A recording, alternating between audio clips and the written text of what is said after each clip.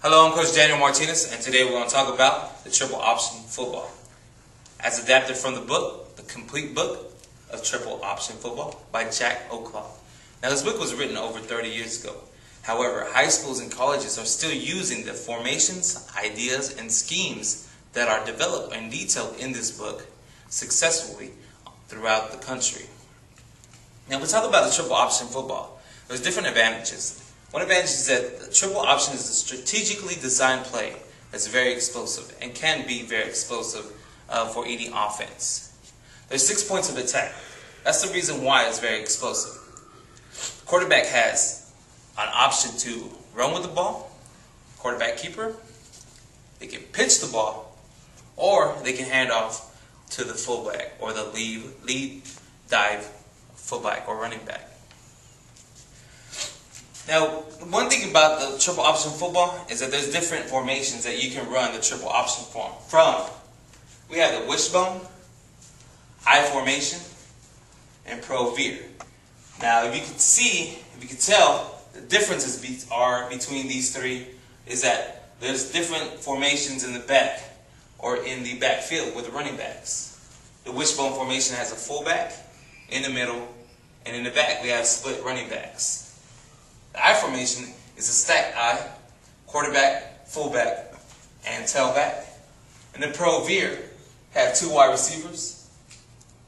We have a tight end, quarterback, and 2 running backs that are splitting in the backfield. Now, one thing about the triple option football is that it causes the defense to commit to line up a balanced defense. You have to balance out, because if you don't, the offenses will attack your unbalanced side. They'll always key to the unbalanced side. And it also forces defenses to assign a special player to either attack the quarterback, the pitch man, or the dive fullback. And whenever you assign a player to get these players or these different positions, sometimes it freezes up that defensive player. And it's that freeze that any team that's using the option, the triple option, it's that freeze that they use to gain an advantage on the football field. Because there's always a mental mistake. A player can always make a mental mistake or a physical mistake. And it's that physical mistake that can lead to a home run play, a long touchdown bomb, or a long run or gain positive yards with a run. Now, what we'll first talk about is the wishbone formation. Okay, this is the wishbone formation. Now, the wishbone formation depends on perfection from all players. It needs a lot of practice so that they can be run efficiently and effectively. Now, practice will start with not just the quarterback or running back or tailback or the fullback, also the line of scrimmage or the lineman. Linemen have to practice their blocks, such as fold blocks, combo blocks, double teams, and blocking out to the next level, linebackers or safeties. Now, we're going to start with the quarterback, their stance. Quarterbacks are under the center, perfect stance, okay, great stance. And their footwork also is important in running the triple option. Whenever the quarterback steps to dive side or play side, it's going to be a short stance or short step, about 6 inches. Short step, arms extended, fullbacks coming in full speed. Okay, fullbacks coming in full speed, and what we teach the quarterbacks is to ride the fullback, and then you're keen, always focusing. Your eyes, the quarterback always should focus on their different defensive keys, which we'll get into here in a second. So, whenever the quarterback hands the ball off, he'll give it to the fullback. If he gives it to him, he puts it in the pocket. Now, we call the pocket of the fullback here in this underneath the shoulder pads and in the belly area, and that's the pocket. So you're putting the ball into the pocket. Now, let's go to the fullback.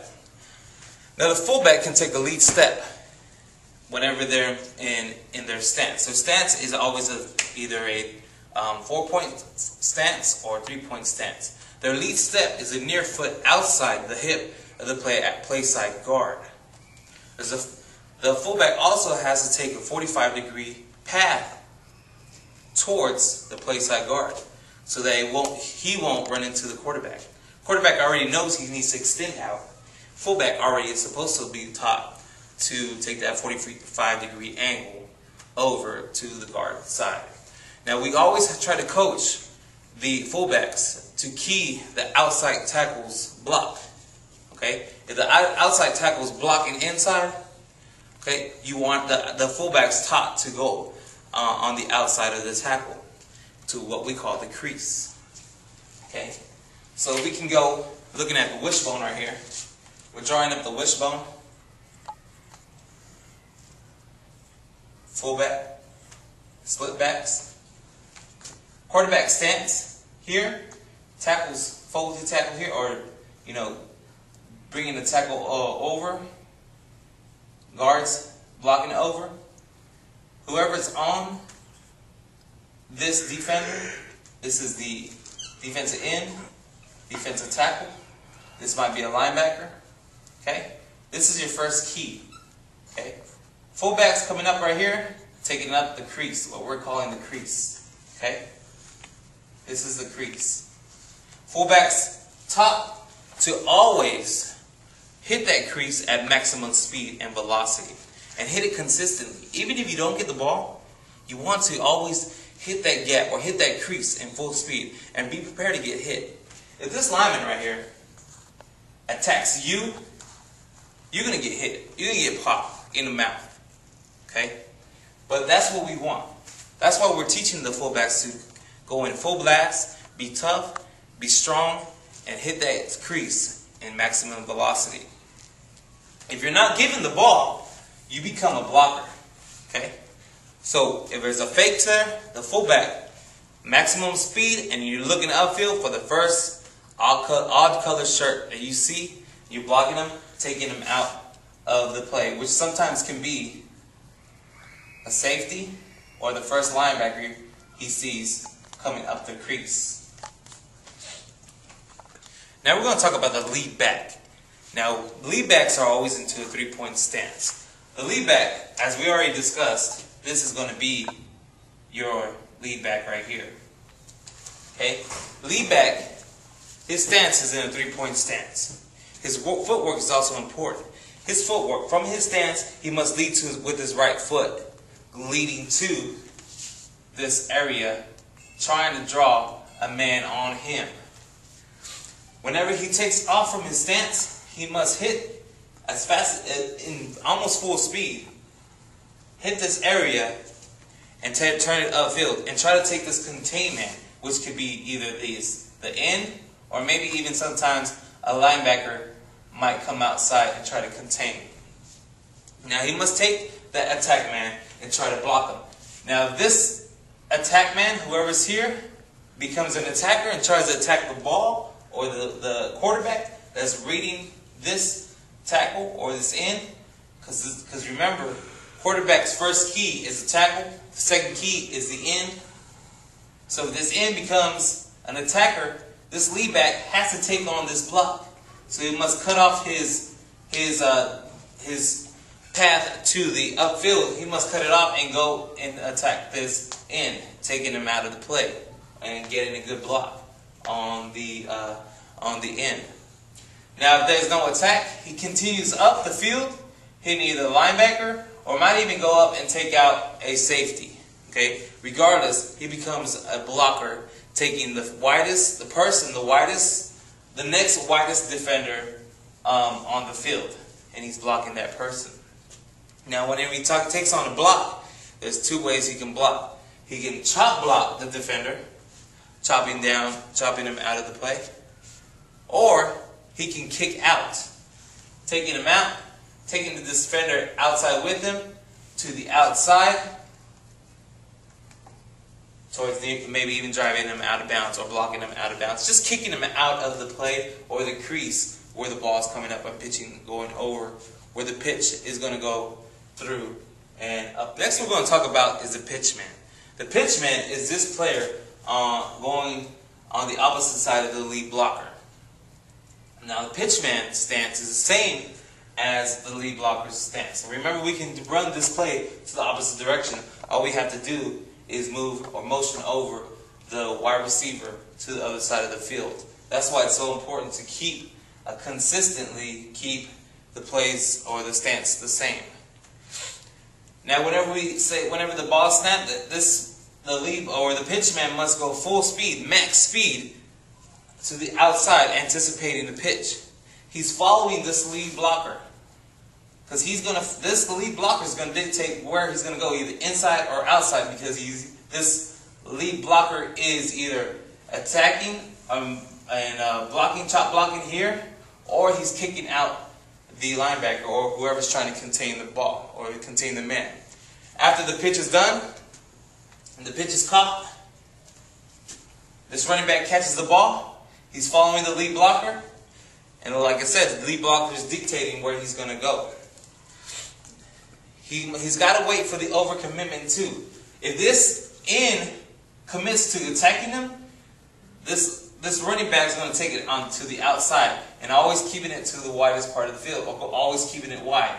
If the end or the linebacker commits to go outside, then the running back is taught to take it upfield, cut it upfield, and try to do the best he can to try to score. This is also set up by your slot ends or split ends, wide receiver, chasing down or running off the cornerback. This cornerback is going to say on the snap, it's going to chase down or follow the wide receiver downfield. So that's setting up more space in this area so that this pitchman can run outside and try to make a touchdown or get positive yards. Now with this help, the help of the lead blocker and the split end, this combination is called the TD makers, with the lead back and the split end blocking. Now whenever the pitchman is running with the ball, he has to have it on the outside arm, so that if he does create a fumble or there is a fumble, there's a sideline and possibly the fumble may go out of bounds. Another option that the quarterback has is faking a handoff to the fullback and not pitching and just taking the ball up the field. Now if this end commits to going outside, the quarterback is coached to take it upfield. Now it's important to take the first step is a 45-degree in the back of the with the back right foot. You fake to the handoff to the fullback, ride the fullback, eyes on the first key. The first key is going to be your defensive tackle. If the tackle crashes down on the fullback, the quarterback pulls the ball back into his slot or his pocket or his stomach area, and then looks on, continues, goes on. His eyes are on the first key. First key takes out the fullback. Now his eyes turn on to the second key, which is going to be the defensive end. Now he's reading the defensive end. Now the second key comes and attacks him. That's when he's going to pitch out the ball. But like I said again, if this end commits to stopping the pitch, quarterback's going to take it up the field, prepare for a hit, and prepare for even trying to make a touchdown or gaining positive yards. And that's just a quick look into the wishbone formation. Now the wishbone formation has a lot of options. There's a passing options. There's more run variations. But this is, like I said, just a quick look into the wishbone formation. And I'm Coach Daniel Martinez. And I hope you enjoyed this little presentation about the triple option football.